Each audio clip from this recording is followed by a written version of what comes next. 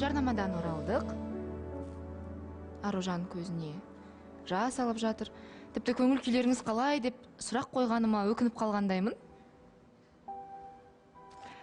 Бірақ менің ойымша, Аружан кім не десе де, ол сіздердің араларыңызда болған жағдай, және өзгенің пікірі, қатты айтқан сөзі бізді өзгертпейді ғой. Ол сол адамның пікірі болып қала береді. Әркім өз ісі үшін, өз сөзі үшін бәрі-бір айналып келгенде жауап береді. Бірақ бұның барлығы көзге жас алып бір өмірден түңілетіндей жағдай емес. Одан да қиын, Құдай сақтасын, жағдайлар бар өмірде. Бұл оның жанында жай ғана гүлдер. Сол үшін мықты бол. Айлита. Сәлеметсіз бе, Диана ханым.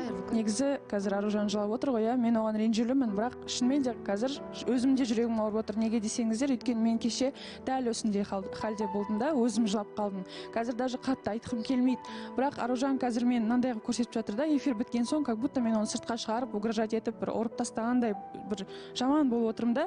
Аружан, тыңдап алшы, потом мен сені дұрыстап тыңдаймын. Негізі асықпай, спокойно сөйлесетін, қатты дау емес бұл. Мен айтқым келеді, енді мен кінәлі емеспін ғой сені қатты саған пікір айтып жатқанына халықтың, болмаса басқа да бір жағдайға. Халық сарапшы, халық куә, өздері солай айтты, оған менің ешқандай қатысым жоқ. Сосын бұл айтқым келеді, мен ешқашан да Аружанға өзім тиіспеймін. Кеше эфир бітті. Сосын қыздардан естіп қалдым сториста мені кәдімгідей даттап жатқанын. Сосын өзім кіріп көрдім. Шынымен де Аружан өзін ақтау үшін кеше мені әлсіз, жертва, ол жылап қалды. Сол үшін, конечно, халық оны қолдайды. Маған рахмет айтсын, что мен кеше до конца эфирға сол видеоны требовать етпеген үшін, ол менің адамгершілігім шығар. Ол артық қой, Диана ханым. Мен не істедім бұл қызға? Мен бұдан кеше де сұрадым, Аружан, мен саған не істедім? Мөлдір, саған не істедім? Неге олай істеп жатырсыңдар деп. Мен қазір өзімді ақтағым келмейді, ешқандай комментарий айтпаймын. Кеше мен жыладым, бүгін сен жыладың. Оның бәрі ұмытылып артта кетсін болды. Аружан? Мен жай ғана көргенімді айтып тұрмын ғой. Мен өз кінәмді мүмкін мойындаған шығармын, иә. Бірақ мен көргенімді айттым. Сен халыққа жақсы көрінгің келсе де, кеше эфирден шыққаннан кейін айтар сөзіңді айттың ғой, жаздың, көбісі естіді. Мен ештеңе айтпаймын, ақталмаймын деп өз инстаграмымда жаздым, бірақ менің оқырмандарымды жіберіп жатыр прямойға біреу кірген, артта сендер жүрсіңдер, мені өсектеп, давайте бүйтейік, а давайте сөйтейік деп. Диана, мен айтайыншы, кеше мен прямой эфирға кірген күннің өзінде, мен кеше кірдім прямой эфирға инстаграмға, маған қаншама пікірлер келді Аружан туралы.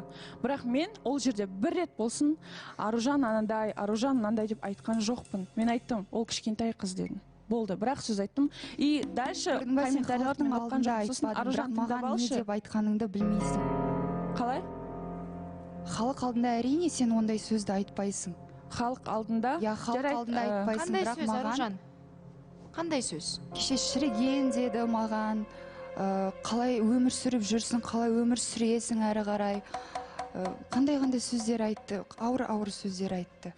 Көрермендерге түсіндіре кетейін, бұның барлығы қатысушылардың өздерінің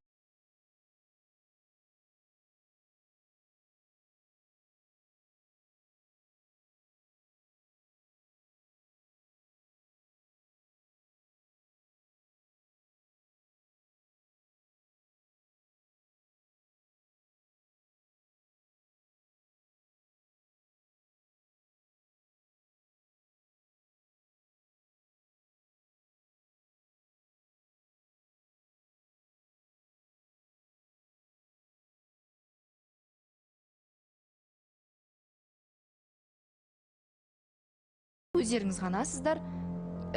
Өткен маусымның қатысушылары бар ма? Зухра ханым, сіздер жоқсыздар ма? Біз жоқпыз. Зухра ханым? Мен негізі айтайыншы деп едім. Бір жағынан мен қазір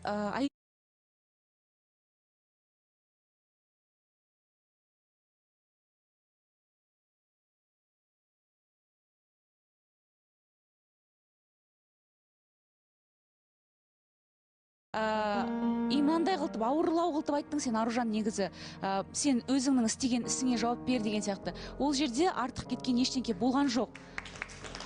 Сондықтан И жаңағы сторисыңы да үйтіп түсіргенің дұрыс болмады деп ойлаймын, Аружан. Өйткені сен қазір оны провоцировать етіп жатырсың Аэлитаны. Сондай саған сөздер жазуға. Егер сен ондай сторис түсірмесең, ештеңке болмас еді. Өз орталарыңда екеулерің шешуге де болады негізі эфирден кейін. Иә, мен тағы бір рет айтып кетейінші. Мен ауыр сөздер мүмкін айтқан шығармын. Бірақ та Аружан, сен өзің қатты адамды провоцировать етесің. Тыңдашы, пожалуйста. Мен сен үлкенмін ғой все-таки. Мен саған жұмсақ сөйлеп отырмын. А сен кеше мені аядың ба? Сен мені аяған жоқсың кеше. Ал мен қазір сені аяп отырмын. Кішкене, білмеймін, мен бір ғой қазір бір нәрсе айтсам, қазір жаман болып көрінетін сияқтымда. Аружан, прям тістеліп қалдың да сен маған. Арамызда ондай бір қатты нәрсе мәселе болған жоқ қой. Сен келіп, мен саған сол видеоны шыққан кезде келіп сұрадым ғой, Аружан, мен саған не істедім, не үшін олай жасап жатырсың деп. Сұрадым ба? Сұрадым ғой. Сен мен айттым, мне надо было дедім. Видео болмасын, әйтеуір мен көзбен оны көрдім ғой. Я, мен саған ештеңе айтып атқан жоқпын. Жарайды, енді көріпсің. Кеше ол тақырып болды, ол тақырып жабылды. Бүгін күшті негізі настроениемен таңертең Аружан нормально жүрген. Мен айтқым келмей тұр, бірақ көңілді әп-әйбат подружкасы екеуі жүрді әп-әйбат. Қазір білмеймін неге қайтадан жылап отырған. Негізі бұл тақырып жабылсыншы осымен. Болды, менің де жүрегіме қатты тиеді ол. Мен де адамын, сендер ойламаңдар, егер ой ол үлкен ғой, бәрін көтере береді деп. Аружан, саған қазір қалай ауырып тұрса, жаның шырылдап. Мен осы жерде кеше солай жаным шырылдаған. Қазір сен менің орнымда отырсың. Давай адамгершіліктен аттамайық. Көрдің бе, сен халықтың алдында айтып жатсың, мен саған ештеңе ауыр айтпаймын деп. Бірақ сыртқа шыққанда айтқан сөзің бар ғой, болды, я жабайық, жабсақ. Енді сыртта айтылған әрбір әңгімені біз ішке таситын болсақ, онда 4 сағат тек қана сіздердің қарым-қатынастарыңызды талқылаймыз, үміткерге уақыт қалмайды. Айнұр, Айдана, сіздер не дейсіздер? Диана ханым айтсам болады ма? Сен айтыспен. Айдана. Мен айтып жатырмын, иә. Элита енді сөздің шыны, иә, кеше мен сені қолдадым, иә, әрине, өткен айттым ғой, Элита менің енді құрбым, иә, қасымдағы осы жобадағы жақын адамым. Әрине қорғаймын, әрине оның көз жасы маған ауыр тиеді. Бірақ бағанан бері енді кешеден бері, иә, халық бұлай ойлап қалмасын, алай ойлап қалмасын. Жаным, біз енді 28-29 жастар үлкен уже қыздармыз. Әрине ойлау керек, ауызға еге болып сөйлеу керек, бірақ әрқашанда халық не ойлайды деп емес, қалай бар сондай болу керек, дұрыс па? Біз ол жайлы екеуміз сөйлестік өзімізде. Ойламашы ол жағын, Элита, сен сол үшін жылайсың, сол үшін көңіліңе аласың. Аружан, сен білесің не үшін, мен кеше енді саған мүмкін ауыр сөздер айтқан шығармын, иә? Сен оларға кешір. Білесің ба неге? Өйткені мен саған бірінші күннен бастап айтып жатырмын, иә? Сен менің туған сіңліме өте ұқсайсың деп. Жастарың да ұқсайды, иә, түрлерің де ұқсайды үшін. Сондықтан да саған кеше айттым да, сосын өз-өзімді бір түрлі сезіндім енді сөздің ішіне, иә. Ойлаймын да, кішкентай қыз. Сіңліңізге ұқсаған үшін ғана ма? Басқа адамдарда мысалы? Өзі сондай, тоже менің кішкентай сіңлім ол да, кішкентай емес, 19 жастар екеуі жасты. Бірақ мысық сияқты да, Аружан да мысық сияқты. Бірақ енді білдіріп жүргені көп-ақ екен енді. Бірақ соған қарамастан, ойлаймын, 19 жасар қыз не үшін кеше қатты бір сөз айтып жібердік деп, иә, біз бәрібір үлкенбіз ғой енді кішкене, иә. Бір-бірімізді сыйлайық, бұл сөздің шыны жасқа қарамай қойық. Мына қыздардың бар ғой, кей жағдайларда милары бізден де жақсырақ жұмыс істейтін сияқты, өйткені мен 19 жасымда кішкене аңқаулақ болып, сондай болып жүрдім да енді. Білмеймін, 19 жасымда мынандай берсем, мүмкін қазір қайда болатынды кім білсін дегендей. Сондықтан да қыздар, ренжіспеңіздер. Осымен, иә, действительно, осы тақырыпты жабайық. Біз әлі бүгін 4-ші күн ба? Ужас. 4-ші күнде осыншама көп мәселелер енді. Аружан, сен жыламашы, пожалуйста, өткені айтып тұрмын ғой, сіңілім жылап атқанды, жыламаң. Айлитан тоже ренжітпе. Рахмет, үлкен Айдана. Айнұр. Диана ханым, саламатсыз ба? Негізі мына жерде Аружан ренжіме, ауыр кететін шығар, бірақ сен қазір өзің жасымен, өзіңді ангелочек қылғызып көрсеттің кеп тұр. Кеше Инстаграмда Аэлитаны даттағанда қандайсың? Диана ханым, ол чатта негізі Аружанмен ұрысқанмен Аэлита и үшеуміздің арамызда болған сөз. Сіз не істеп жүрсіз онда? Өткен Аружанға стористі кешіріңіздер, Аэлитаға стористі көрсеткен мен, и кеше екеуі заширма сөйлеп жатқанда да көрген мен болған. Жоқ, мен шағыстырған жоқпын. Аружан өзі бастады. От құйдым дейсіз, отқа май құйдым дейсіз ғой. Жоқ, мен өз Аэлитаны мен қорғағым келді. Өткен Аэлита кеше көрсеңіздер ғой, рульда қалай қол дірілдеп. Біз Аружанның сторисін көргеннен кейін тоқтадық. Аэлита, успокойся дедік. Қазір ол жаман комментарий алғаннан кейін түсінді, Аэлита кеше жылады, оны бәрі жақтады. Мен бүгін жылай салайыншы, ангелочек болайын деп тұрсың, Аружан. Негізі сенікі дұрыс емес. Саған айттым ғой мен, мойындашы деп. Аружан, саған жаман жазып жатқан жоқпыз. Просто, пожалуйста, мойындай салшы дедік. Сен кеше айтқан сөздердің бәрі бұрмалау болды. Аэлита саған сол үшін жынданды, сол үшін сондай сөздер айтты. Бұл жерде Аэлитаны білетін адамдар біледі. Біз Диана ханым, мен сабырға келгім келе ма? Мен эмоциональный адаммын ғой. Аэлитаға барам, бетіне қарайым, болды, сабырланам. Сондай адам, ондай адамды андай сөз айтқызғысы келген, я Аружан өзі кінәлі. Диана ханым, кешіріңіз, Айнұрға айтып жіберсем болады ма? Кешіріңіз. Айнұр, сен айтып жатырсың, кеше Аэлита қолы дірілдеп, рөлде отырды деп. Онда не үшін сен дәл сол сәтте не үшін историяны көрсетіп жатырсың? Мен түсінбеймін. Реально түсінбеймін ол жақтарын. Қалай болды? Мен просто жаңа сен оны көргеннен кейін түсініп тұрмын. Енді оны көрсеткен мен деп тұрған жоқсың ба? Не үшін? Мүмкін кеше сонымен тақырып жабылушы еді. Мүмкін ешкім ол историяны көрмей, бүгін оны шығармаушы еді. Неліктен көрсету, не үшін көрсету, мен түсініп жатқан жоқпын да? Жанжалды одан сайын кішкене біз Аружанның сторисына әдейі оны көру үшін без мен Диана ханым слишком мынау бір затянутый болып кетті да. Мына қыздардың бәрі бар ғой, мен сырт көзгеші былай көрінеді, қараңыздаршы, отырсыздар да барлықтарыңыз біріміздерші, ты моя дорогая, ты моя лапуся, анау-мынау араларыңызда неше түрлі интригалар болып жатыр да, бірақ мына жақта вы слишком андай өздеріңді халық алдында отырмыз ғой дегеннен кейін слишком бір какой-то образға кіріп алдыңдар, шығыңдар, өз қарапайым болыңдаршы. Потом Айнура, егер сен оның ортасына түссең, көрсең, татуластырмайсың ба? Не үшін олар дұрыстырбасың? Не үшін қазір ортасына от салып жатсың оны еще? Оның үстіне басып жылап жатқан кішкентай қыздың.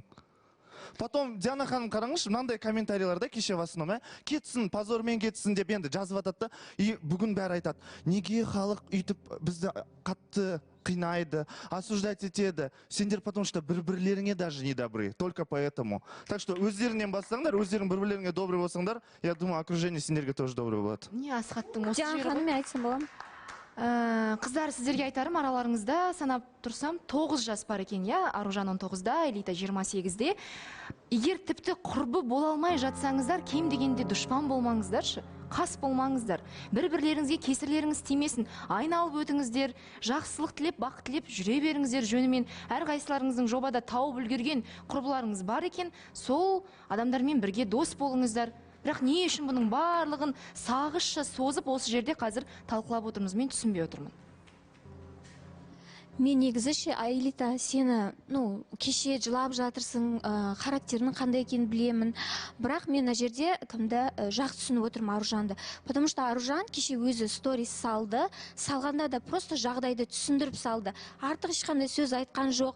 Бірақ ол группада барлығымыз бармыз. Аэлита ол жерде слишком артық кеттің. Жаман-жаман сөздер жазыпсан, мен Аружанның не үшін жылап отқанын мен көріп, прям сезіп отырмын.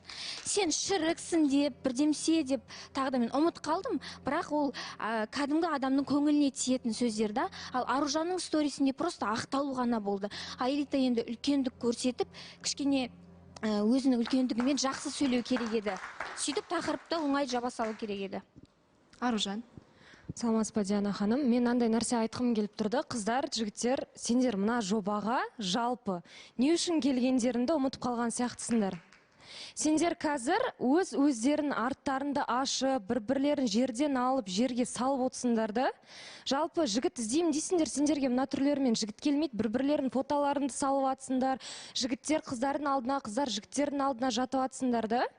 Например, айтатын болсақ, Асылбек, сен жігіт болып неге Аэлитаны қорғаштамайсың, үндемей бұрышқа тығылып алып не істеп отсың? Аружан, сен де қазір, например, жертваның түрін жасап отсыңды. Сен де айтатын нәрсенің бәрін айтып тастадың ғой? Саламатсыз ба, Диана? Мен сөйлеп біткен жоқпын, Аружан. Екіншіден, айтатын нәрсемді... Таңғасыңызды ішіп келген бе едіңіз, Аружан? Жоқ, мен просто ішім жарылып кетіп баратыр да. Мына жерде еще мынандай нәрсе болып жатыр да. Бір-бірлеріңді ақтау үшін, бір халыққа өздеріңді керемет қылып көрсету үшін, өздеріңді плинтустан төмен түсіріп атсыңдар. Өздерінің гордостарыңды жаңағыдай жерге бит жағып атсыңдар да. Қыздың намысы қайда, еркектің намысы қайда? Қайда қалды бұның бәрі? Мен таң қалып тұрмын сендерге, ренжімеңдер бірақ. Саламатсыз ба, Диана ханым? Асылбек, ал сөйлемеші. Сіз сөйлемесеңіз қазір Аружан білмеймін не істейтінін. Енді манадан сөз кезде келмей атқан шығар, бірақ енді қол көтеріп отырмын. Аружан байқамай қалғанда шығарсың. Диана ханым, негізі мен бүкіл қыздан кешірім сұрағым келеді. Әсіресе Аружан, Айлита, енді мен бірінші барып о жерде отырдым ғой, мен бірінші барып мойындаймын. Кеше де айттыңыз оны. Мен бірінші барып отырдым. О жерде Айлитаның да түк күнәсі жоқ. Әлі де айтам, Аружан, сен түсіріп алған шығарсың. Иә, бірақ ешкімге ренжімеймін, бәрінен кешірім сұраймын. Болды, қоя салыңдаршы, ұрыспай қыздар. Бір отбасымыз ғой, 4-ақ күн болды келгенімізге. Не болды сонша кәдімгідей бір-бірінің жағасынан алып? Жетер болды енді. Ау, Асылбек. Ол, Диана ханым, мен бар ғой, эмоциям жаман кетіп жатыр сол. Ұрыспайық, ренжімеңдер қыздар, бәрінен кешірім сұраймын. Аружан, Айлита, кім болды тағы да? Ренжімесеңдерші болды. Иә, өте дұрыс. 4-ші күн, 4 күнде осыншама эмоциямызды сарп еттік, бірақ нәтижесі жақсы болады деп ойлаймыз. Енді Айдана барлығын айтып жатыр ғой, дос болайық, араласайық деп. Расымен де әлі талай күндер алда, талай қызықтар әлі алда. Әлі осының барлығы бір ұсақ түйек болмашы затқа дүниеге айналады. Ақтөре, айтыңызшы, солай ғой. Саламатсыз, Диана ханым, қалайсыз? Ассалаумағалейкум, қазақ елі. Я, Диана ханымна, көршілер түсінбей жатыр ғой, что-то. Көрші? Көршілеріміз что-то бір-бірін түсінбей жатыр ғой енді. Енді бұл өмір ғой, Диана ханым, өмір болғанын көреміз, бәріміз де көрдік, осыдан өтеміз. Сабақ аласыңдар, зато кімнің кім екенін білесіздер. Әлі бұл басы ағайын. Бұдан да зорғысы болады дейсіз ғой, е? Иә, Диана ханым, көршілер ұрсады, көрші тату боласыңдар, одан құда боласыңдар, жекжат боласыңдар, бажа боласыңдар, үшін бәрі болады бұл жерде. Одан отбасы, тамыр, туысқан жақын боламыз ғой. Отбасыға жету жолы қиын дейсіз ғой, е? Біраз кедергілерден өтіп төтеп беру керек. Енді Ақтөре жақсы мотивация беріп жатыр ғой, бұның барлығы тек қана басы деп. Жаннұр, сіз не дейсіз? Иә, Диана ханым, сәлеметсіз ба? Енді біз мәссаған қанша болды бөлініп жатырмыз. Жаңа қатысшы, өткен маусым қатысшы дедік, кеше караокенің темасы болды. Оның бәрін жабу керек деп ойлаймын. Негізі мына Аружандар 19 жаста ғой. Олар 19 жастың қыздарын ең әдемі қыздары болып саналсын. Айлиталар 25 жастағы өздерінің 3 жасын неге жеп қойдыңыз? Қорққаннан ба? Мен специально кішкене түсіріп қойған ғой. Сол қыздардың өздерінің әдемілігі өздеріне. Аружандар. Сізде барлығы жақсы. Менде бәрі күшті, үміткерім күтіп отырмын, қашан келеді. Үміткер күтіп отыр ма әлде Айдана мен арақатынасты ойланып отыр ма? Жарнамадан кейін білетін боламыз.